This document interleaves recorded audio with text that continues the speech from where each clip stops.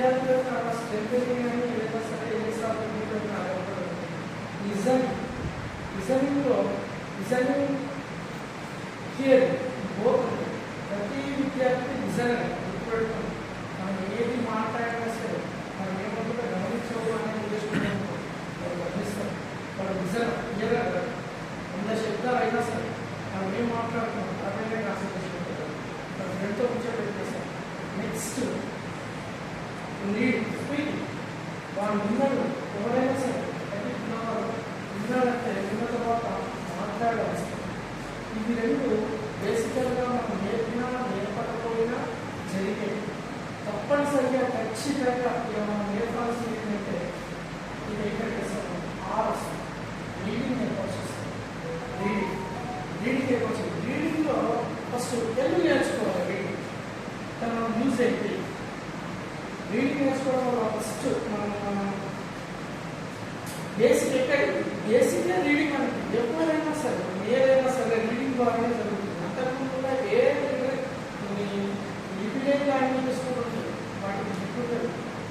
అయినా సరే వాళ్ళు కంఠస్థంగా మాట్లాడుతుంది, కానీ వాళ్ళకి రాయడానికి ఇబ్బంది అవుతుంది, వాళ్ళు చదవడానికి ఇబ్బంది అవుతుంది, చదవలేదు.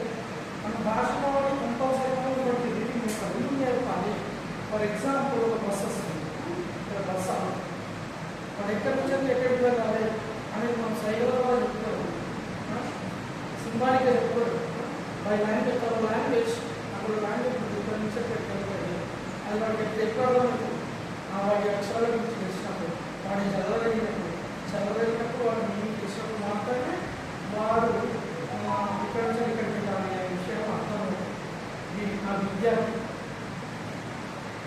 ముఖ్యంగా ఐదు దశలు ఉంటాయి. రీడింగ్ వచ్చేసినప్పుడు 5 దశలు ఉంటాయి. పఠనం ఆల్రెడీ ఇక్కడ చెప్పిన 4 చెప్తున్నాం.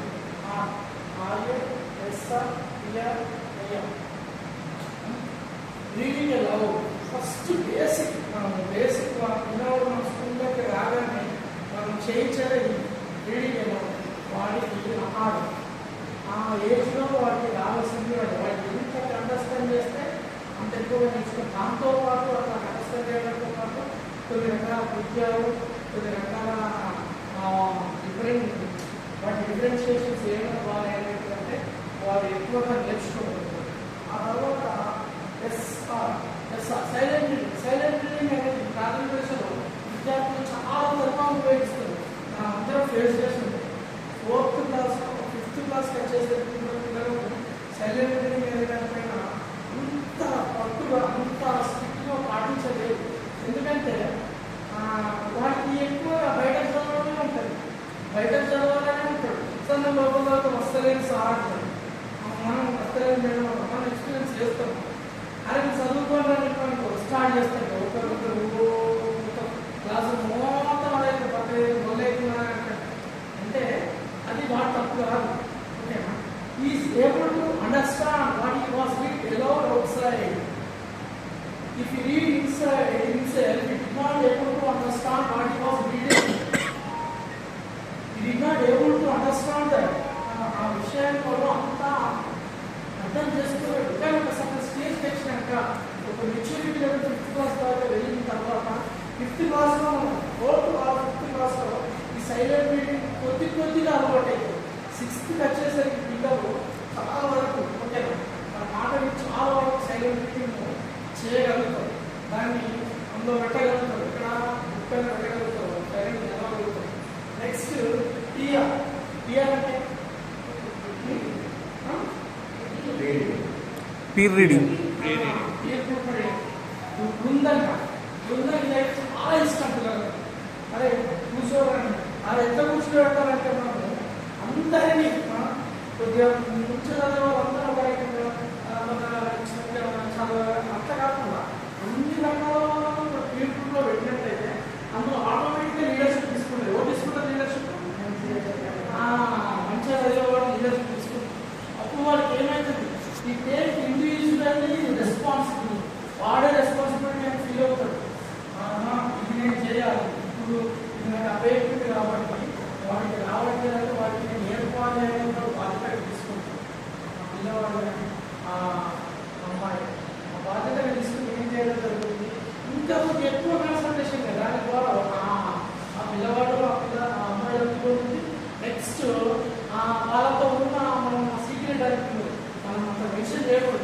బట్ మన కంఫర్టబిలిటీ కోసం మనం మాట్లాడుతున్నాం. ఆ పిల్లలు కూడా లగ్గుకుంటారు. ఎట్లా లగ్గుకుంటారు? మనకు చెప్తే ఒక రకంగా తీసుకుంటారు, వాళ్ళ ఫ్రెండ్ చెప్తే ఒక రకంగా తీసుకుంటారు. ఫర్ ఎగ్జాంపుల్ ఇంట్లోనే మన పిల్లలకు మనం చెప్తే ఒక రకంగా తీసుకుంటారు, వాళ్ళ అక్కనో వాళ్ళ చెల్లెమో ఒక రకంగా చెప్తే ఇంకో రకంగా తొందరగా తీసుకుంటారు, తొందరగా రెస్పాండ్ అవుతారు. యాజ్ ఏ పేరెంట్స్గా మనం కూడా చూస్తూ గమనిస్తాము. ఏం చేస్తాం? ఒక హే జయక అని మనం గట్టే పిలుస్తాం, ఒక్కొక్కరిగా చూసుకుంటాం. పోతారు అక్కడ చేయాలి, అది చేస్తే అమ్మ ఏమన్నది అంటే individual responsibility. She take her responsibility, she take her lead, ఈ టేక్ హర్ లీడ్, ఈ టేక్ హర్ రెస్పాన్సిబిలిటీ. ఈ పీర్ రీడింగ్ ద్వారా అనేది నాకు ఇది బాగా యూజ్ అవుతుంది. ఎప్పుడు సీక్రెట్ అప్గ్రేడ్ చేయడానికి నెక్స్ట్ అయ్యా ఇంటెన్సివ్ క్షుణ్ణంగా చదవాలి. Line to line, word to word explain చేసుకుంటూ అది 4th, 5th వాళ్ళకు, 3rd, 4th వాళ్ళకు మాత్రం వర్తిస్తుంది. కొద్దిగా అప్గ్రేడెడ్ వర్షన్ అంటే 4th class, 5th class version పిల్లలు దీన్ని కొద్దిగా ఎక్కువగా చేయగలుగుతాం. మనం మౌలిక పఠనం కూడా చేస్తూ ఉంటాం. మౌలిక పఠనం అంటే ఏంటంటే doing this work by doing the actions చేయడం ద్వారా రాముడు రావణుని చంపేసి తీసుకొచ్చాము అంటే ఈ డూయింగ్ దిస్ వర్క్ యాక్టివిటీస్ ఈ విధంగా చేయడం ద్వారా విద్యార్థి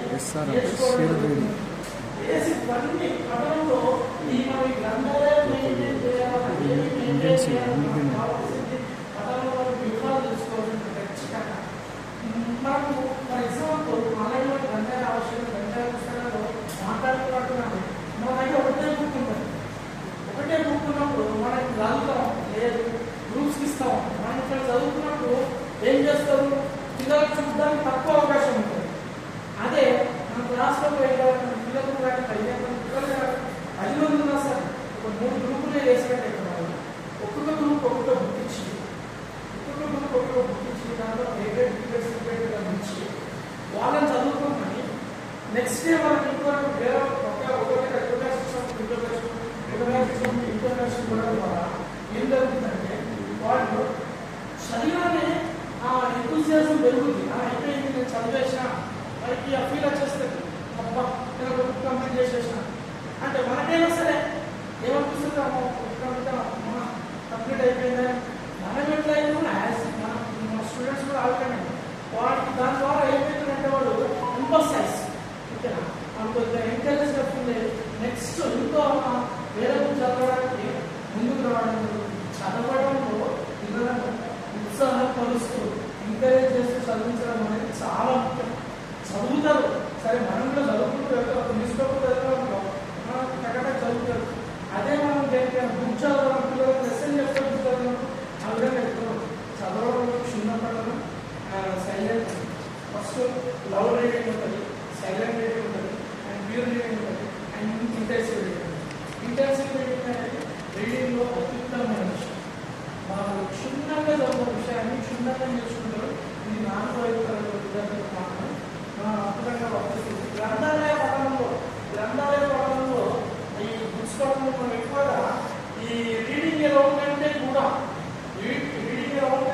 మన ఫీల్డ్ రీడింగ్ అయ్యా ఇంటెన్సివ్ రీడింగ్ ఎంకరేజ్ చేస్తే బాగుంటుంది అనేది ఒక మంచి ఉద్దేశంగా ఉంది. ఎందుకంటే వాళ్ళు రీడింగ్ అరౌండ్ చదివినట్టు ఎక్కువ గ్రూప్ ఉన్నట్టయితే ఇద్దరి మధ్య ఇంటరాక్టివ్ అయిపోయి చదువుకోవడానికి ఇబ్బంది ఉంటుంది. అట్లా కాకుండా సైలెంట్ రీడింగ్ ఇంటెన్సివ్ రీడింగ్ రెండు చేసినట్టయితే వాళ్ళు చదివిన విషయాన్ని కూడా గుర్తుంచుకోవడానికి అవకాశం ఉంటుంది. కొద్దిగా ఎక్కువసేపు చదవడానికి వాళ్ళకి ఇంట్రెస్ట్ అవ్వడానికి అవకాశం ఉంటుంది. వాడిని చదివే వరకు కూడా మోటివేట్ చేస్తూ ఉంటారు. పిల్లవాడిని మనం చదివే వరకు ఖచ్చితంగా మోటివేట్ చేస్తూ ఉంటాం. ఏం చదువుతున్నాడు పిల్లవాడు, ఎంతవరకు చదువుతున్నాడు, మధ్యలో మనం యాజ్ ఏ మాంటిసోరీ పద్ధతిలో చెప్పినట్టు మనము తోటమాలిగా ఉండాలి.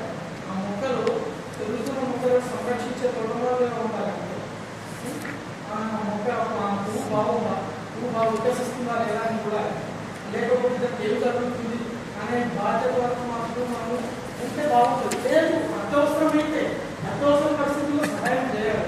కానీ సహాయం చేయడం ఒకసారి వాడికి అలవాటు చేస్తే వాడు ప్రతిదీ ఆశిస్తూనే ఉంటారు. సో పీర్ రీడింగ్ ఏమంటారు, వాళ్ళలో వాళ్ళ ఇది లైబ్రరీ వరకు మాత్రమే, లైబ్రరీ బుక్స్ వరకు మాత్రమే. లెసన్స్లో వాళ్ళతో మనం ఇంటరాక్ట్ అవుతూ వాళ్ళలో భాగంగా మనం ఉండడం అనేది ఉత్తమం. ఈ గ్రంథాలయ పరంలో ఈ విధానం ఖచ్చితంగా ఎక్స్పెక్ట్ చేయవచ్చు.